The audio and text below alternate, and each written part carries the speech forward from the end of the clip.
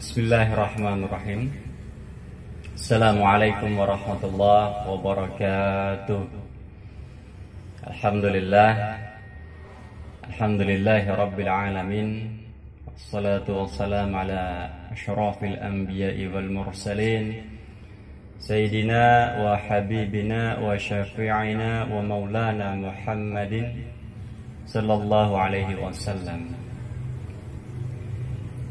Faqad qala Allah Ta'ala fil Qur'anil Karim, a'udzu billahi minasyaitonir rajim. Bismillahirrahmanirrahim. Wa ma arsalnaka illa rahmatan lil alamin. Wa qala ta'ala aidan, bismillahirrahmanirrahim. Ya ayyuhan nafsul mutmainnah, irji'i ila rabbiki radiyatan mardiyah, fadkhuli fi ibadi wadkhuli jannati. Wa qala Rasulullah sallallahu alaihi wasallam, innama bu'ithtu liutammima makarimal akhlaq. Sadaqallah wa sadaqa Rasulullah sallallahu alaihi wasallam. Alhamdulillah, puji syukur kehadirat Allah Subhanahu wa Ta'ala, karena berkat karunia-Nya kita masih diberikan begitu banyak nikmat, terutama nikmat iman, nikmat sehat walafiat, nikmat umur panjang. Mudah-mudahan dengan segala nikmat yang Allah berikan, kita senantiasa mampu menjadi pribadi yang bersyukur.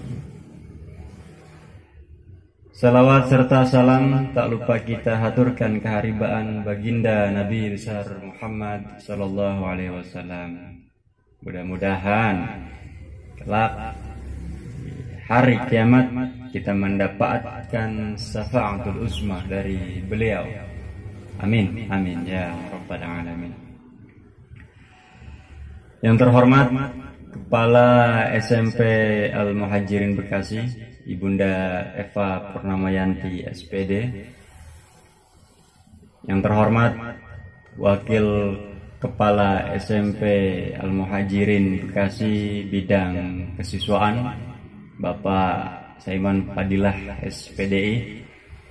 Yang terhormat Wakil Kepala SMP bidang kurikulum, Bapak Sampul Bahri SPD. Yang terhormat Ibu Arya Ratnaningsih SSI selaku Wakil Kepala Sekolah Bidang Sarana dan Prasarana, Bapak Ibu Dewan Guru, staf TU, karyawan, mudah-mudahan kita semua dalam lindungan Allah dan selalu sehat walafiat. Amin, amin ya rabbal alamin.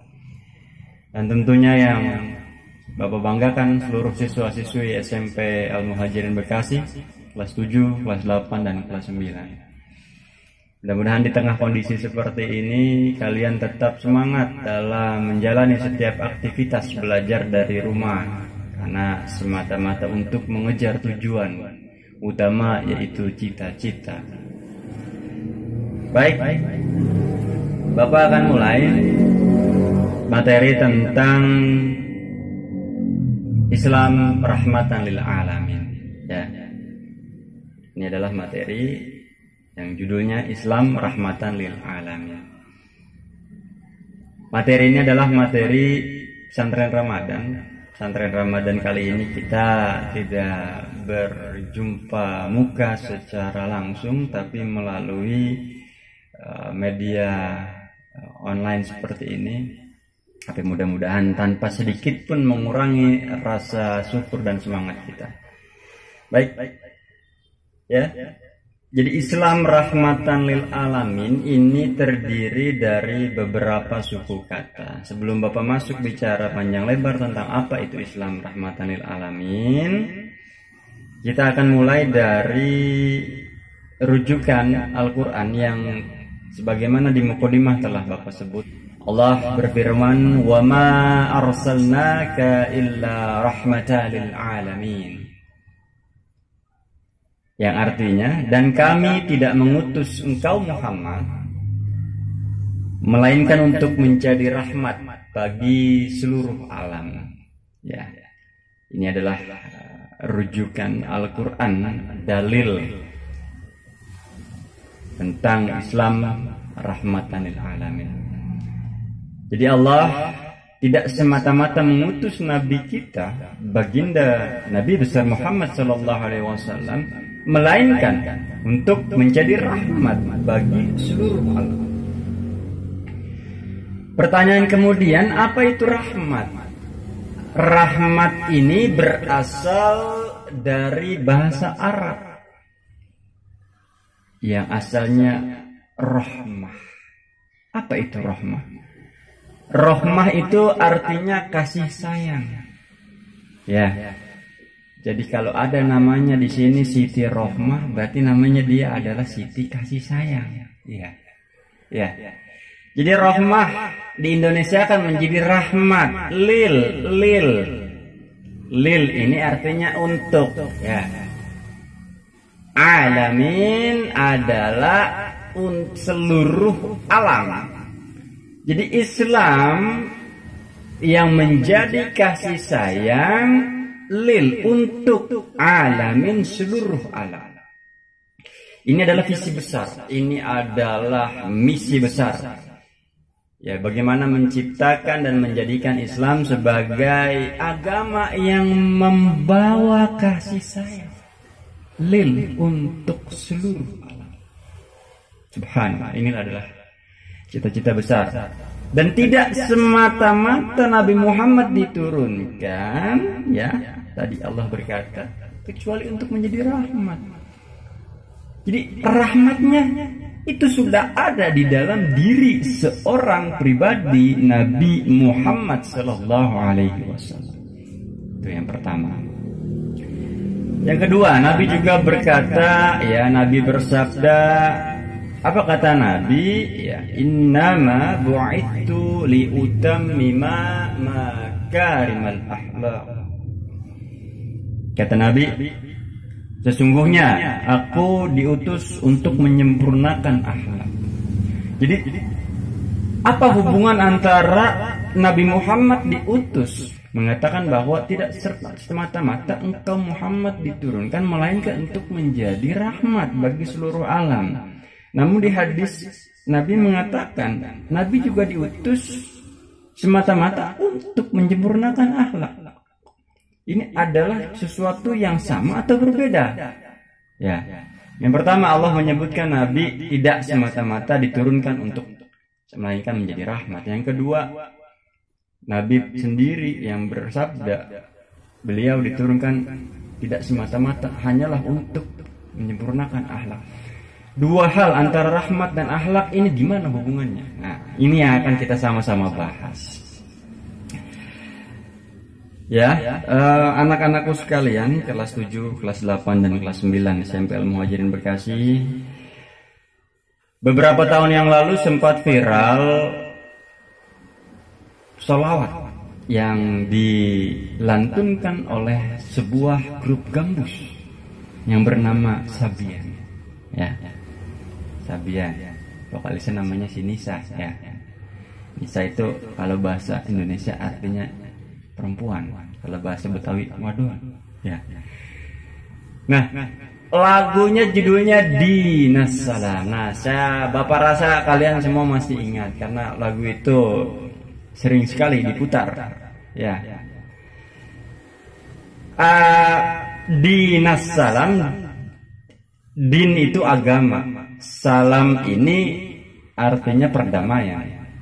Jadi secara harfiah Dinas Salam artinya agama perdamaian. Nah, lirik di dalam lagu Dinas Salam ini ketika kalian artikan itu sangat bagus. Kenapa? Karena itu menjadi wajah Islam sesungguhnya. Seharusnya seperti itu, wajah Islam sesungguhnya. Kalau nggak salah liriknya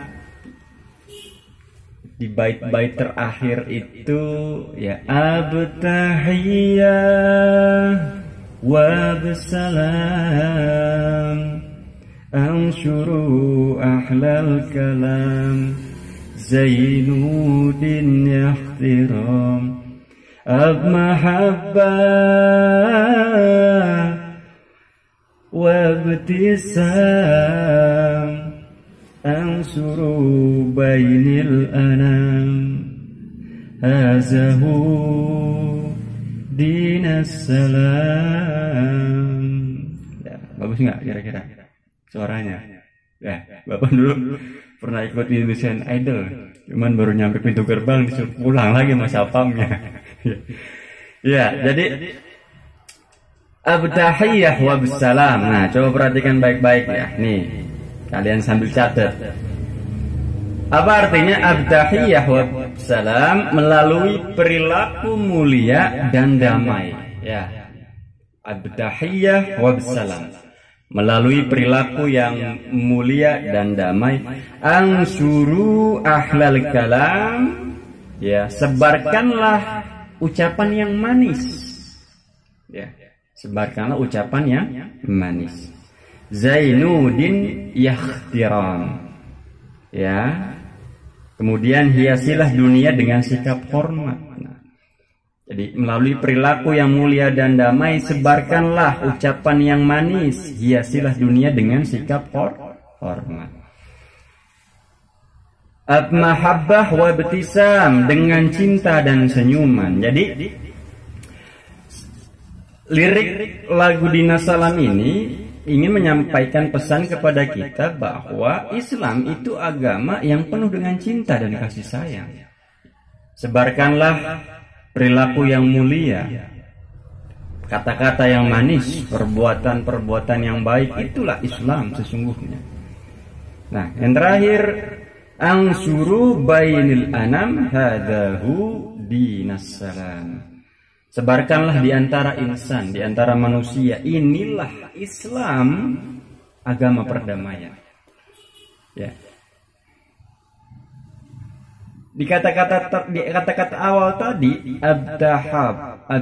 abtahiyah wa salam, melalui perilaku. Nah, lihat. Kita cocokkan dengan tadi di awal muqaddimah, ya. Bahwa Nabi Muhammad menyatakan, innama bu'itsu liutammima makarimal akhlak. Tidak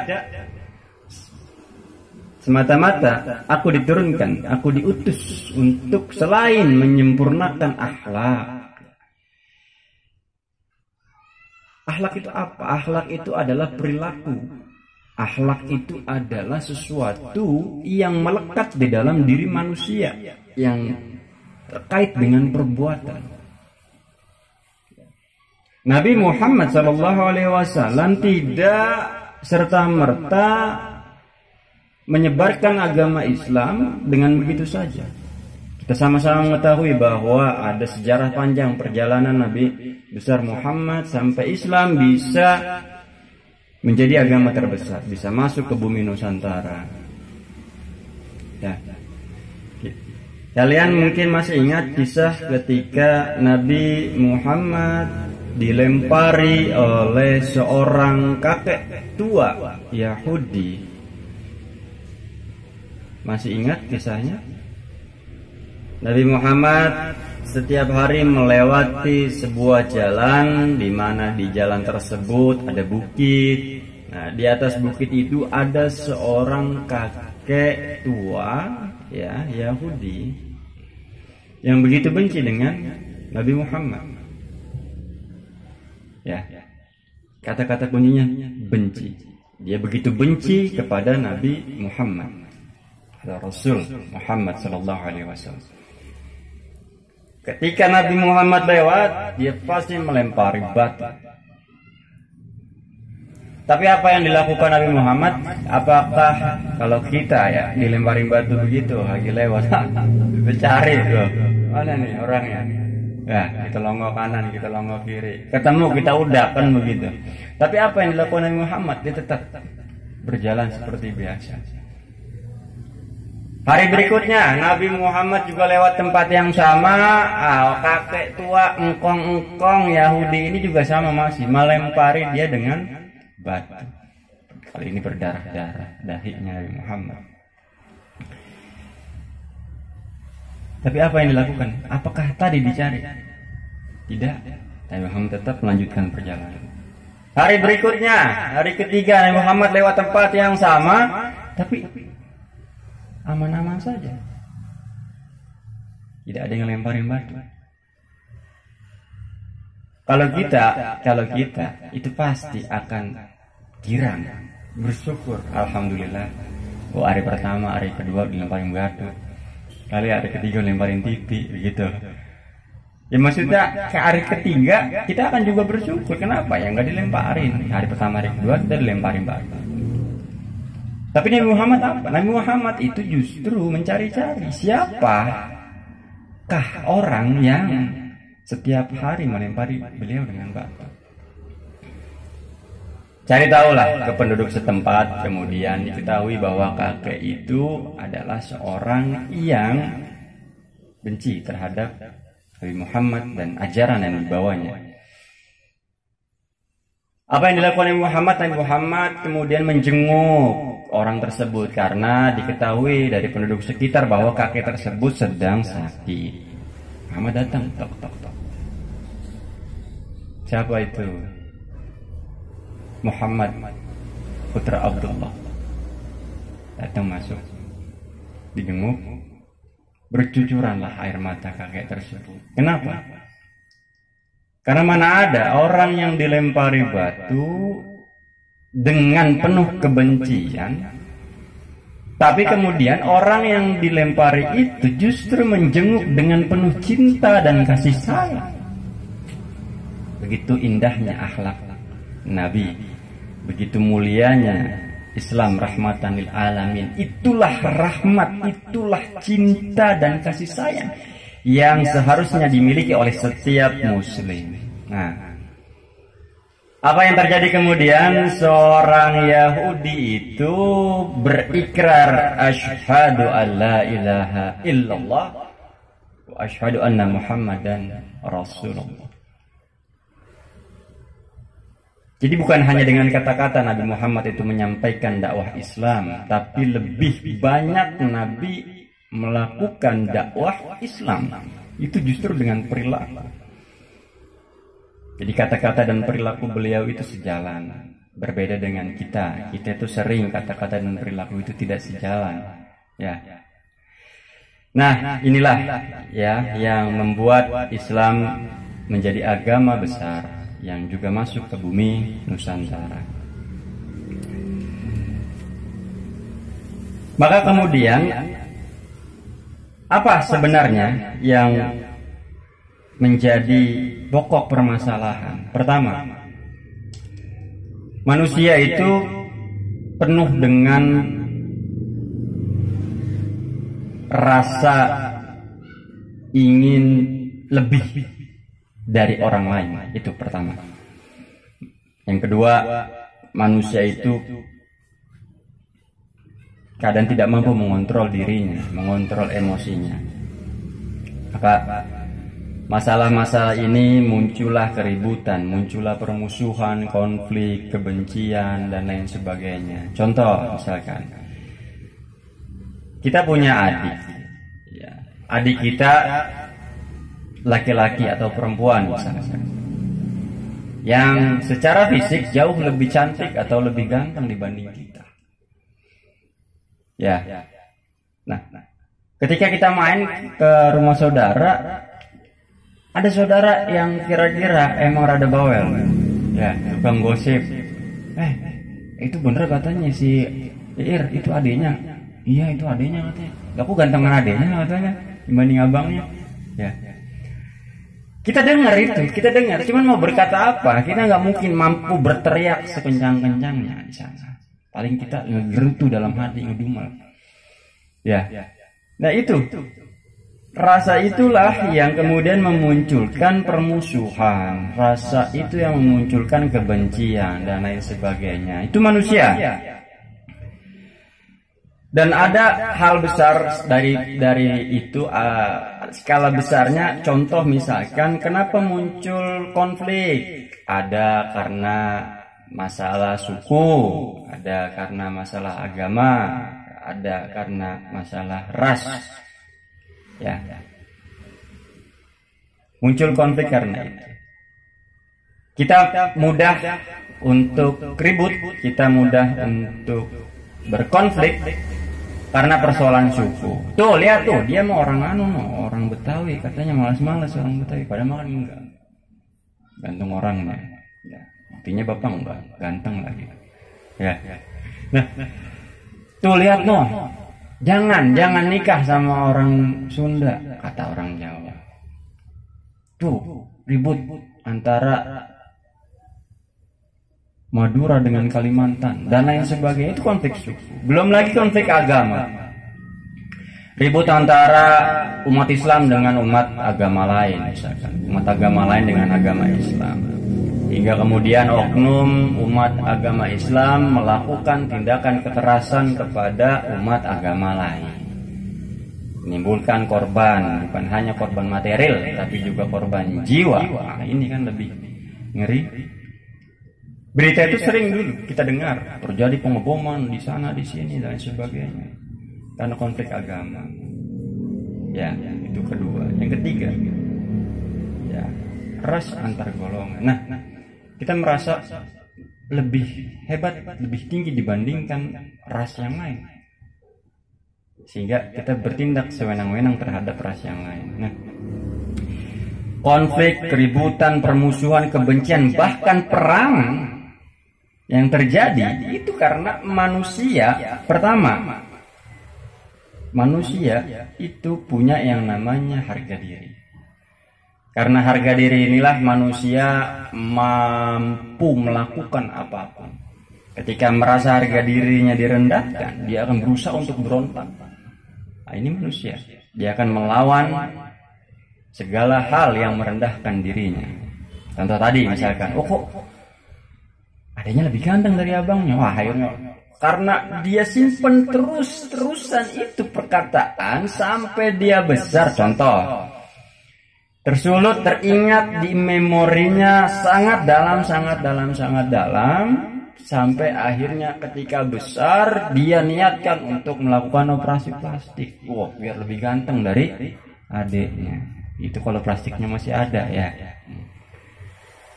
Nah, yang kedua, status sosial.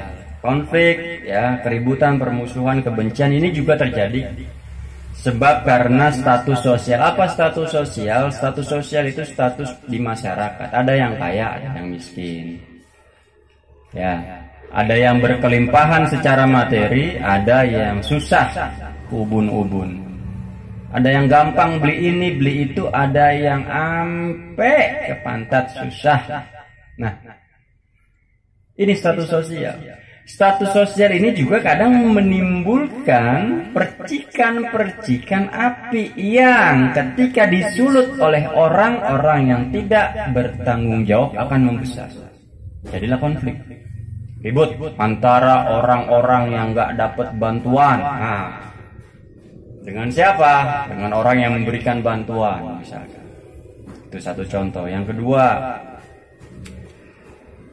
karena situasi sekarang sedang lockdown,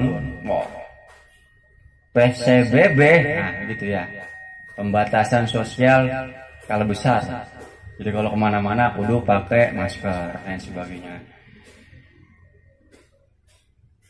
Susah mencari pekerjaan, mendapatkan nafkah, sedangkan rumah tangga harus tetap berjalan. Terjadi PHK massal dan lain sebagainya di sana di sini. Manusia tidak mampu mengontrol dirinya, terjebak oleh bisikan-bisikan setan, melakukanlah tindakan-tindakan yang tidak dibolehkan oleh agama. Nah, ini karena status sosial. Karena status sosial.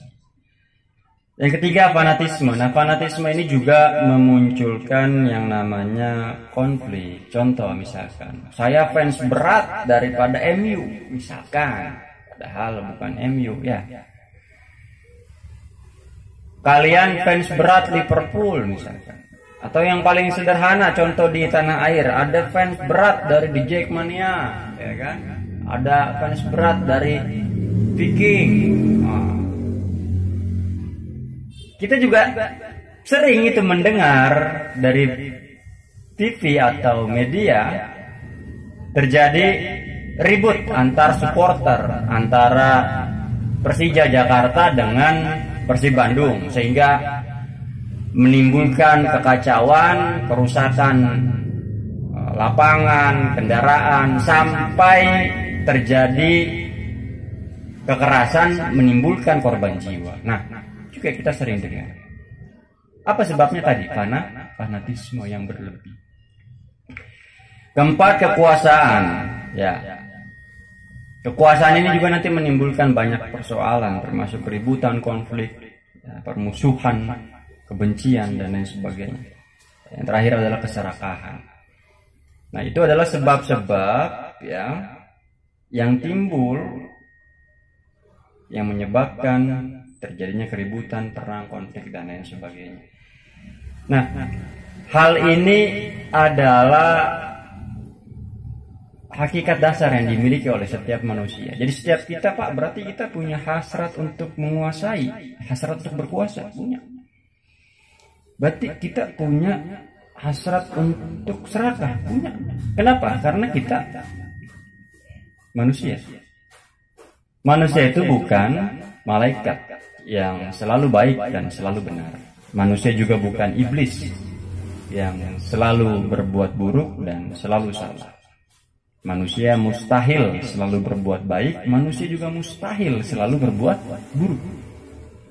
Manusia itu campuran antara hakikat malaikat dengan hakikat iblis. Tinggal bagaimana kemudian kita mampu mensucikan jiwa kita. Nah, ini nanti di surah Asy-Syams itu akan dibahas. Bahwa manusia ini memiliki dua potensi. Ada potensi baik dan ada potensi buruk. Ada potensi malaikat, ada potensi iblis. Tinggal bagaimana kita mampu mensucikan potensi baik tadi, menjaganya. Ya, maka kata Allah, beruntunglah bagi yang mensucikannya dan merugilah bagi yang mengotorinya. Nah, Islam hadir untuk menyelesaikan persoalan-persoalan tadi. Nah, paham tuh ya? Jadi Islam sebagai sebuah ajaran, Islam sebagai sebuah pandangan hidup, dan Islam sebagai agama berusaha untuk menampilkan wajah terbaiknya. Apa tadi? Cinta dan kasih sayang. Ya. Karena Islam sendiri itu berasal dari kata-kata tadi, salam. Salam artinya perdamaian, damai. Bisa juga berarti keselamatan. Ya, bisa juga artinya ketundukan, bisa juga kepasrahan. Maka menjadi seorang muslim adalah menjadi pribadi yang damai. Pribadinya damai, mampu memberikan kedamaian bagi orang-orang yang ada di sekitarnya. Itu hakikat menjadi seorang muslim. Kata Nabi, al-muslim man salim al-muslimuna min lisanihi wa yadihi. Ya, kata Nabi begitu. Orang muslim itu adalah yang orang Islam lainnya selamat dari apa? Min lisanihi, dari ucapannya, dari perkataannya, wa yadihi, dan tangannya dan perbuatannya. Itu baru dikatakan sebagai seorang Islam, seorang muslim. Jadi kita baru dikatakan sebagai seorang muslim ketika ucapan kita itu tidak membuat orang Islam yang lain merasa terganggu. Pertama, tidak merasa tersakiti apalagi. Ucapan tuh. Yang kedua, menyadihi, dari tangannya, dari perbuatannya. Kita dikatakan sebagai seorang muslim ketika orang Islam lainnya itu merasa aman dari apa? Dari perbuatan-perbuatan kita. Pertanyaan besarnya, sudahkah kita seperti itu?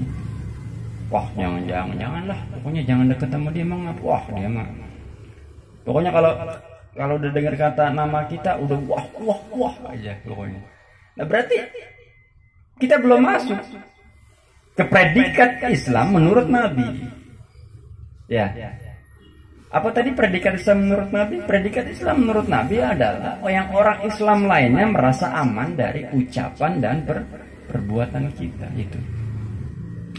Maka Ramadan menjadi media latihan bagi kita untuk menahan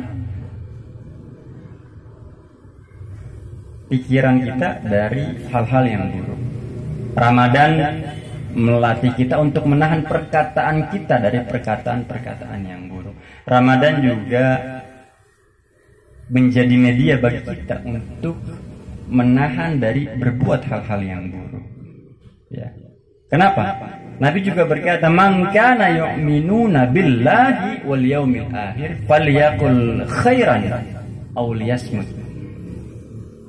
Kata Nabi, barang siapa yang beriman kepada Allah dan hari akhir, maka berkatalah yang baik atau diam. Tuh. Kalau kita merasa kita beriman kepada Allah, kita merasa kita beriman kepada hari kiamat, kata Nabi ini, maka hendaklah berkata yang baik, ngomong yang baik aja istilahnya, atau diam, udah diam aja. Nah, Ramadan melatih kita untuk menjadi pribadi yang lebih baik berkata yang baik daripada ngomong-ngomong yang kagak baik, daripada ngegosip, ya, daripada ngegibah, ngomongin orang dan lain sebagainya.